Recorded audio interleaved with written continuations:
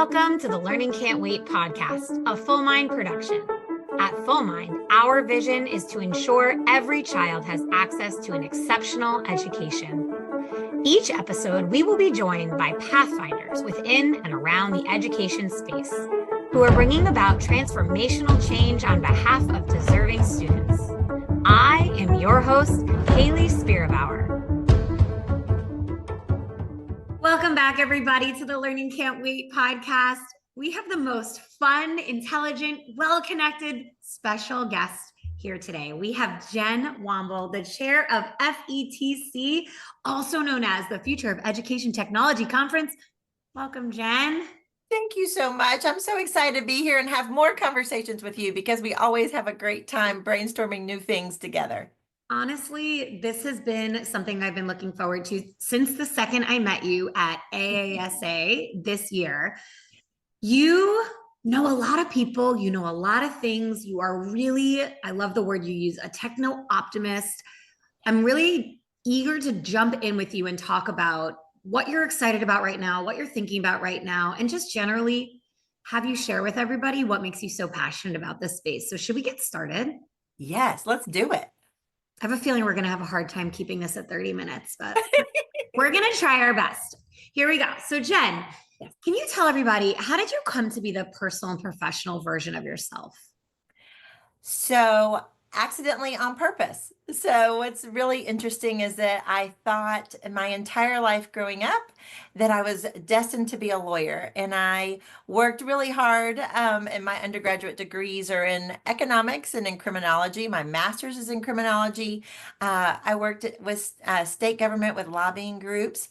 And then luckily I'm a law school dropout because I actually started substitute teaching.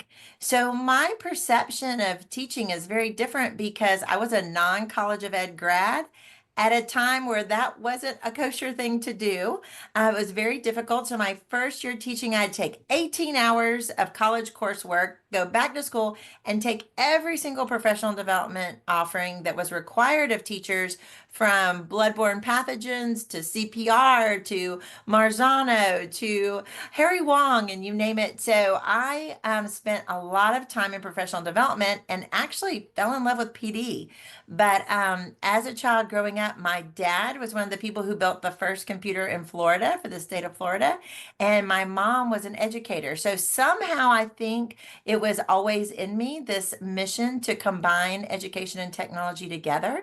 So I feel really blessed to have been in this field. So I was a national board certified teacher for 17, 18 years and worked in a district doing PD.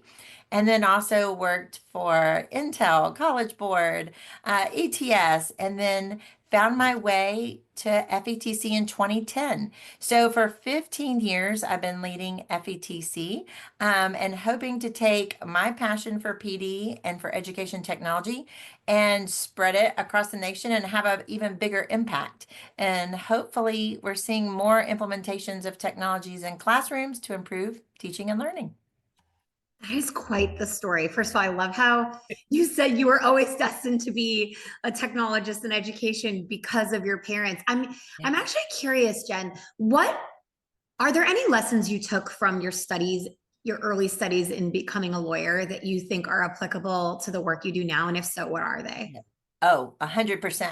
So believe it or not, I taught in a low-income school, my very first time teaching, and I understood the behavior of some of my students and their parents and their backgrounds even better because of doing a lot of research in the field of criminology, and because some of their parents were in the system, and those children actually inspired me. It wasn't why are kids not coming to school? It's like, how do you manage to get up and come to school every day? And then what is it that drives these kids to succeed and to get out of the cycle of poverty? So that was actually really helpful. I will say also understanding policy, understanding how bureaucracy works, how the policies around education are built and formed, how funding structures are built and formed.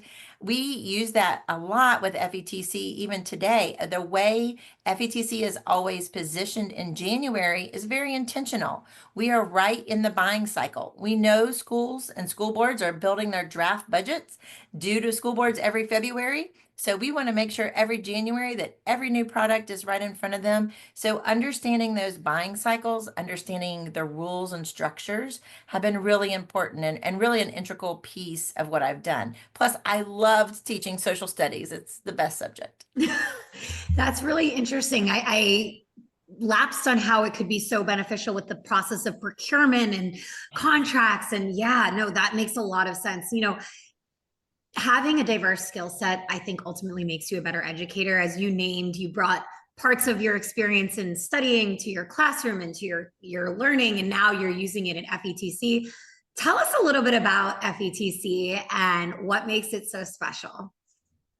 Okay, so if you follow me on any socials, you know that I literally love the people. It's all about the community. So a lot of what we try to cultivate is a community that's working together all year. And it's not just one event, it's finding people. I was an AP psychology teacher in a school where that's the only one, I was the only person teaching that. In my district, there were only 3 people. So how do you find networks of people that you can work together with and collaborate with and improve your practice? So we need a way to build community and support each other. So what I try to do at FETC is really build a welcoming community where everybody is brought in, not just networking, but like finding people that really have your same role, that have your same responsibilities, your same challenges, and then how do we best share those solutions? Because really believe in school districts around the country. The solutions are there to a lot of our challenges, but we haven't figured out how to scale them. We haven't figured out how do we take 50 million students and 3 million teachers, some of which are doing these amazing things, and how do we take those situations where they have solved engagement issues, they've solved absenteeist issues, they've solved graduation rate issues, and then find out about them and then scale them. Well, we can't scale them if we don't have a community to share the information with. So what we're really trying to do at FETC is find those solutions and then help build a community that can scale the very best strategies and that will really impact students. Our goal and our mission is all about impact and integration. So if you don't leave FETC and you can't integrate something that you learned immediately, we haven't done our job. If you haven't found a solution to some of the challenges in your school and district, we haven't done our job. Like we need to make it easier for district administrators and educators to find the solutions that they really need. So that's really at the core, that's my mission is how do I almost create like a plate or a serving and how do I serve up the very best of ed tech for you? And then you can pick off the plate what's right for your district and take it back and then try to use that. So it's a little bit of a different philosophy, I think, than just a one-time convening. But the relationships are built. And so I try to see those people all year round. We try to see each other at other conferences. We host webinars year round of that community so that we're continuously building a cycle of improvement, which is hopefully what you're modeling in your school districts too. It sounds so simple to say that building a community is what moves it forward, but in reality, it is very difficult to achieve. Very And I can testify to the fact that you and I met in March. And since then, you've sent me 3 different tools just to look at and to look up on the internet. You've connected me with 4 other people, and you have a gift. Oh, You thank really you. do. And I think everybody that knows you knows that that's what you're about and that's what you're trying to achieve. 100%. If we're not taking the best of what we're learning, I mean, listen, learning is fun. We all remember as kids, anything you learned, you could not wait to go home and share it with someone, right? So why don't we continue that as adults? How do we inspire that passion of like, oh my gosh, I just saw this tool yesterday. Xandra just showed me Opus yesterday. Here's Opus. Here's how you could use it and get sound bites and video bites. Like if we're not sharing with each other the very best things and showing each other what we learn and connecting people, I think that's what makes us human. And that's what makes education such a great field to work in is it's the people. One component of being in ed tech is that there's all these various stakeholders. You have ed tech leaders, you even have nonprofit folks who are funding some of the tools that exist. You have schools that are implementing, you have various stakeholders within the school. Because of that, I think you really have your pulse on what are some of the big pain points and rocks right now on the stakeholder side for leaders. So There are various stakeholders who care a lot about what's happening in ed tech. There's the folks that are in nonprofit, in for-profit, in the VCs, the private equity firms. You have the folks that are in schools actually doing the work, the teachers, the leaders, the district administrators. I think you really have the pulse on a lot of different stakeholder groups. Can you talk to the audience here about what you think are some of the biggest questions and or challenges our school-based and district-based folks are facing today?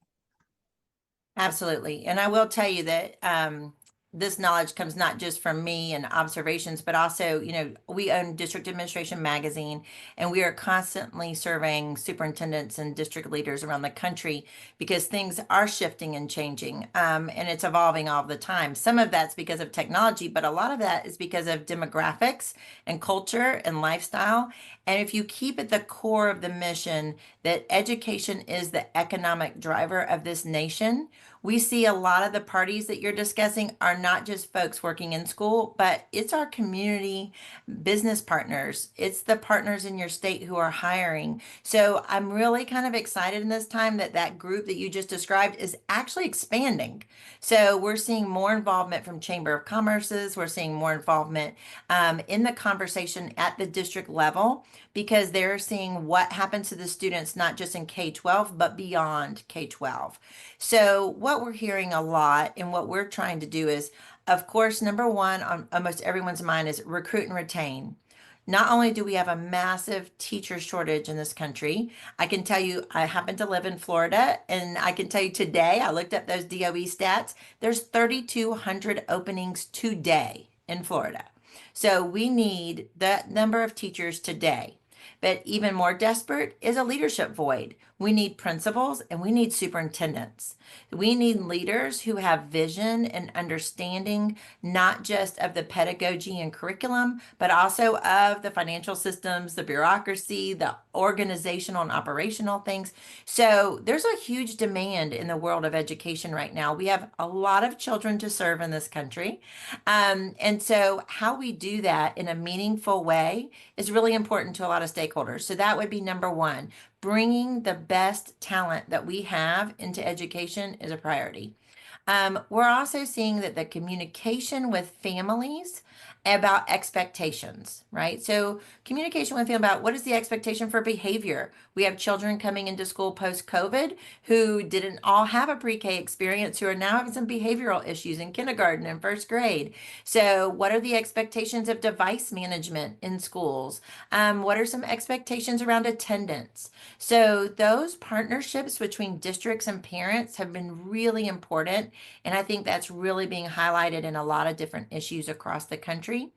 I will also say that serving all populations has become even more difficult. So schools have had the challenge for a very long time of servicing any student who walks through their door.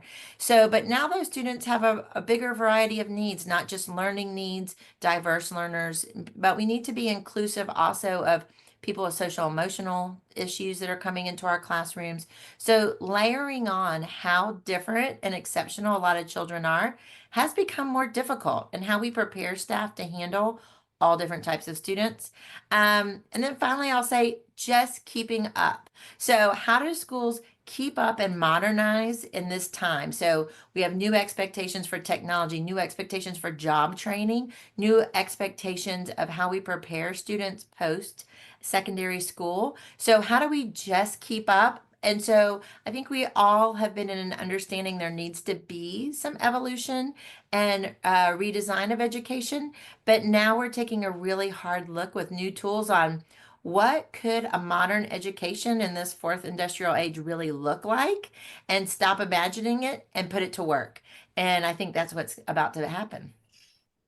You have your finger on the pulse. Okay, so we got to dig into, I want to dig into the first one a little bit because as you know, and as my listeners know, the teacher shortage is a topic I am very well familiar with my work at Full Mind. How do we not only recruit and retain talent, but how do we fill shortages for the short term and the long term when schools are challenged with only having the option of putting substitutes in front of students? Let's talk about what you're seeing in this space that really inspires you. What innovation are schools embracing that are helping them to solve this enormous challenge, which you put number one on your list, and quite frankly, is number one on the list of almost every single school leader I talk to on a daily basis. Yeah, it is a desperate situation. The first thing I'm going to say is we need to change the story around what it means and looks like to work in education. I've been working in education over 30 years. There's all the negatives that you might hear out in the public are actually not as true as they might seem, right? So we wouldn't all be in this field. There's really a golden thread between all the people you just mentioned, whether you're a VC or community partner or superintendent, a classroom teacher. There's an interesting golden thread, I think, through all of the souls of these people who really, really value education as a way to lift people up, lift our society up. As a patriot of this country, I think that our nation will survive and move forward and thrive because of education. So when everyone is on the same mission, I think we can actually tackle this with a few things. One is I'm seeing superintendents. One brilliant superintendent I love is Rick Surency. He had his own teachers. He just told them, hey, if you feel like sharing the best parts of your job, would you share it as a video clip on Facebook, a reel or whatever it's called now? And so his teachers started sharing stories about what they love about teaching. And do you know that his positions in his district all filled up? Because they were hearing the good stories from teachers. They were hearing about the powerful classroom inspiration. They were hearing why people love their job. And so I think, it might be as easy as saying we need a better marketing campaign to explain it's not just about salary, but there's a lot of benefits to teaching that require long-term gratification. So if you understand that these people are ones that typically end up to be with full pensions in retirement, they have the best health care in this nation, which is extremely expensive if you're in the private sector and almost unaffordable in some places, right? They have great flexibility of vacation time to be with family over the holidays and summers. There are a lot of attributes that make teaching a really incredible job from an economic point of view. Dave Ramsey's list of top millionaires every year, teachers are in the top 5 of that list because of the pension. So you got to really think about how we are presenting the role of education, the impact that they're having, the human connections that they make, and tell those really good stories. Sometimes the people in our teacher lounges are the worst for sharing the good news. I supervise interns still, and it's very disheartening when an intern will come back and say, the teachers in the building told me not to become a teacher, or my parents told me not to become a teacher. Teaching is an amazing profession that touches lives and impacts in so many ways. We've got to turn that story around. And I think one major way we can do that is by showing and demonstrating the use of artificial intelligence in the district, attracting more tech savvy people. I just heard from Adele last week that there's a school district who, as part of their marketing, has put that they are what AI products they're using, so that when you're hired as a teacher, you are guaranteed to have time with your family because we've got grading tools. You have time with your family because we're going to help you group students with our data tools. So they're actually using the tools that they use as a marketing tool to bring people in. The other thing is there's a lot of pieces of the bureaucracy in some areas that have to be worked on for recruiting or retaining the best talent. So in Florida, I have to brag, Miami-Dade schools, massively large, huge school district in Florida. Dr. Duartes has done some amazing work here. One of the easiest, simplest things is he got the law changed that to work in schools, you don't have to be 18. You can be 16. So now we know for a fact that a lot of the best teachers, the best talent in the teaching pool comes from people who have been camp counselors or babysitters.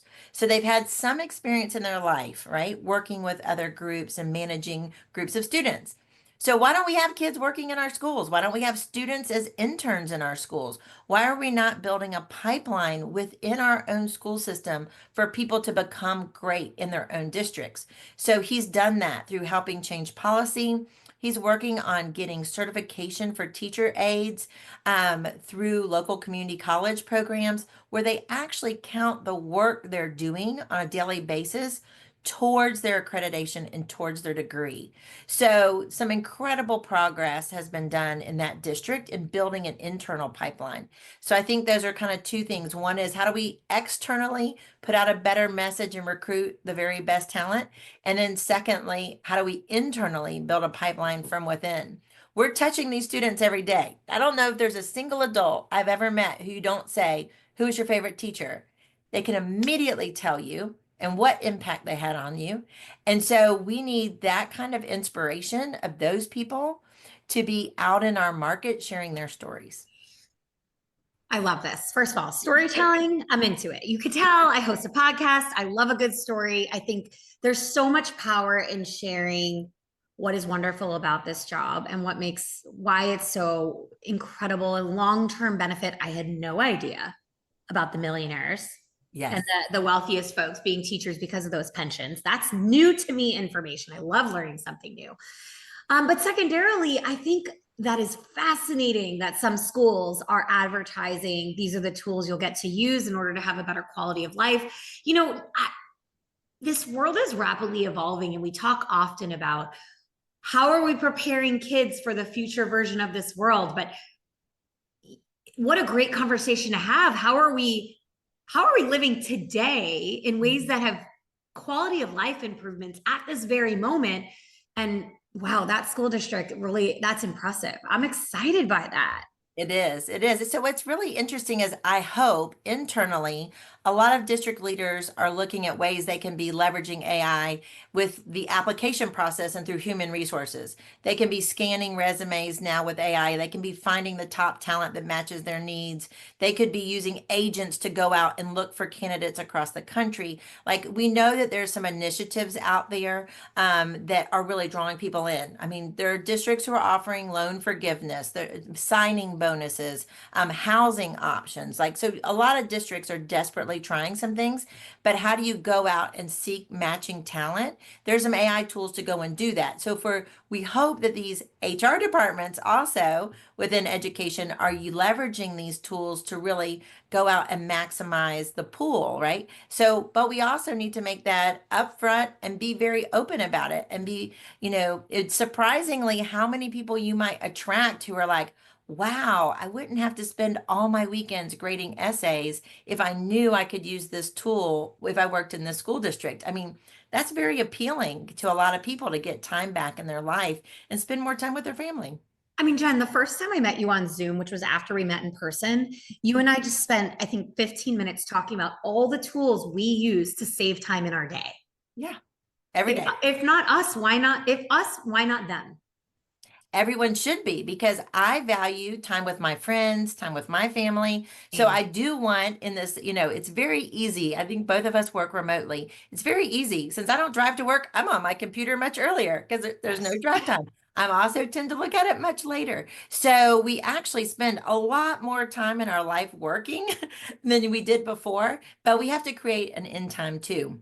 And for there to be that kind of balance, and we've learned post-COVID, for our own social emotional wellness, we need to be walking outside. We need to be having wine with our friends. We need to be having time as a community of humans with each other. And then we can dig into some of the bigger challenges, and we can volunteer and be a better part of our community when we have more time available. So I think that same thing, we need to really value our educators and administrators and have them leverage the tools so that they can be a better part of their own community.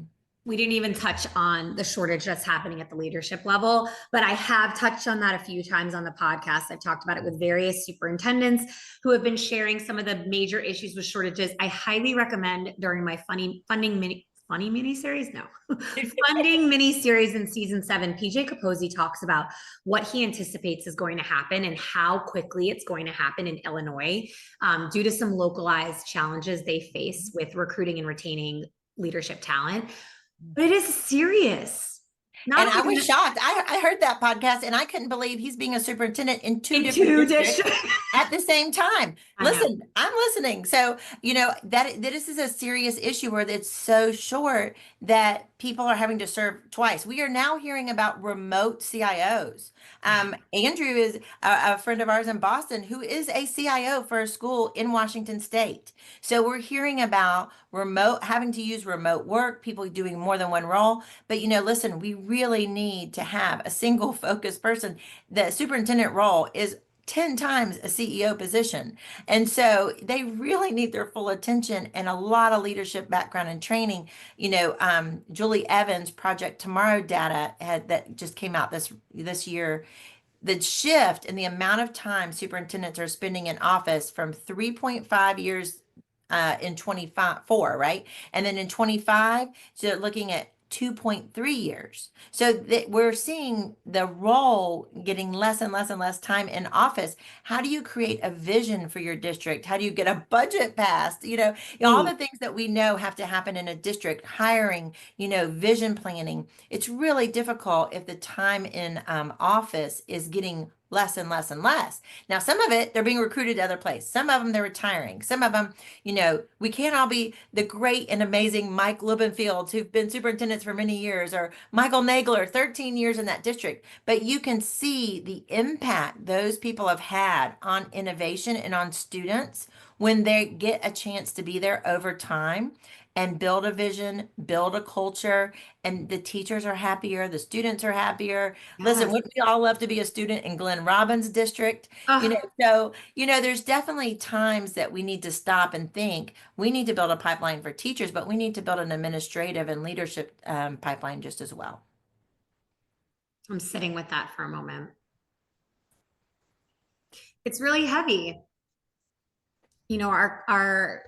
Our education system depends so much on really brilliant, talented folks staying committed to the work. And it's really hard to stay committed to the work in a challenging political environment and, real division between subpopulations within a community. You hear a lot about how much the politics at the federal level spill over to the local level. And it can be really challenging. And I know there are some folks that are dedicated to thinking about how to improve the lives of our school leaders, but I think you name a really good point that one kind of low hanging fruit solution is AI. In improving people's lives for giving them time back in their day. I know that you too are very, very just generally optimistic about AI literacy in this country. What shape do you see it taking over the next 5 years if we want to take some of the federal guidance and also our own passions and ensure that everyone is literate in AI in schools in 5 years? What do we have to do? Yeah, it's a big mission. So for the last few years, as generative AI has come to the market, and there's lots of new tools and differences, really the foundation that we just have to ensure is that we have a level playing field or understanding of really just what AI is. I mean, what's happening right now is there's a huge disparity about what people even think it is or what it can do, what tools are there. So, really at FETC, we've had a main mission in the last 2 years through our webinar series and through the, live events of really just trying to educate people about what generative AI is, what the potential is, and then highlighting some stories and use cases, both from superintendents at the leadership level, like how they're leveraging it as a role model. And I will say, in districts where the superintendents have taken on an understanding of what the technology is, and been a role model using it themselves, there has been the creation of a lot of committees and policy and understanding in their district of how to leverage it. That has made a lot of difference. But we definitely need, I mean, listen, there's 3 million teachers in America. We need them all to understand what artificial intelligence is and is not, what it can do and what it cannot.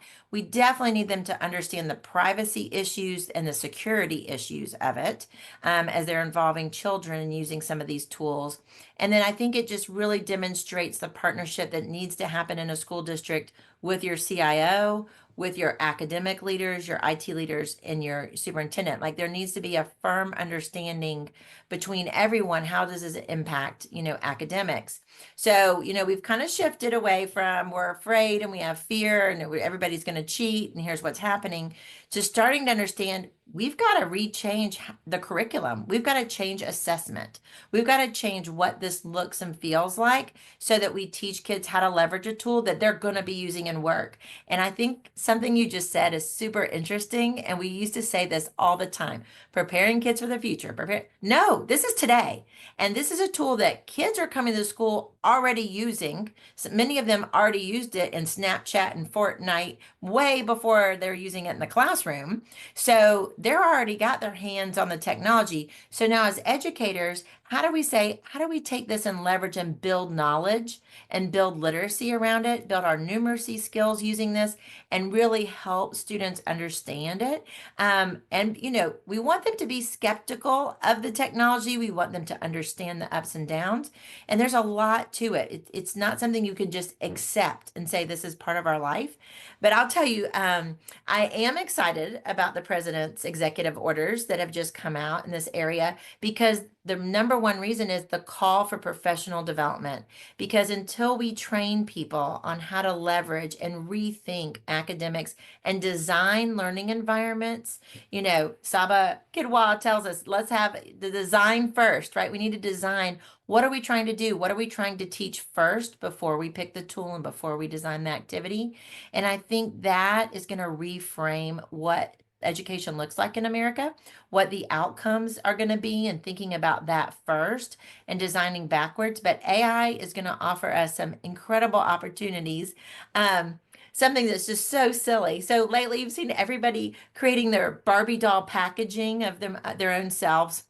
So one of our lead speakers, who's amazing, Erica Sandstrom's, would challenge me online on social media. Here's my, action figure. I want you to build your action figure. So I did. I took ChatGPT and the Canva animation tools, and let me just tell you, if you want to see engagement, I sat there working on that action figure for about 2 hours straight, trying to figure out the prompting, the wording, getting the spelling correctly, the design.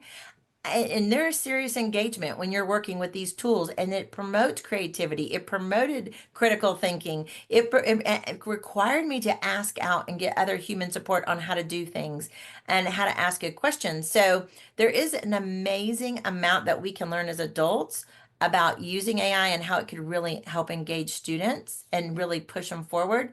But we need to have the conversation about what it is first and really make sure everybody understands it. But I am kind of excited because I'm really hoping there's some great professional development coming forward. There's that techno optimism. I love it. Well, As I listen, there's a great RAND report that just came out last week about, what training has happened so far. And we do know about half the schools have started doing some grassroots training, but it hasn't been great yet. It hasn't been across the board. It hasn't been mandatory. We really need everyone on the campus understanding it. One of the hardest things being in ed tech is understanding how vulnerable schools are of cybersecurity attacks and the ransom attacks. And almost every CIO I worked with has had some form of attack in their district. Education is the number one target. Our students' data is the number one target. And people need to really understand that. These are students who are fresh names, fresh social security numbers, never had a credit card, never had a loan. So you can imagine why there's some evil wrongdoers out there who want that data. And teachers have got to put on a shield of protection for their students and understand what ed tech products are out there that could actually break that privacy down. So that's our key piece of understanding artificial intelligence and understanding how it works, is protecting your students too. Well said. I mean, truthfully, at the end of the day, there are so many factors in consideration. You've eloquently and in a very concise manner touched on so many of the things we have to think about, why we should be excited. Jen, I can't believe I'm at my final question, but I think we're here, which is, what advice would you give a teacher starting their career today?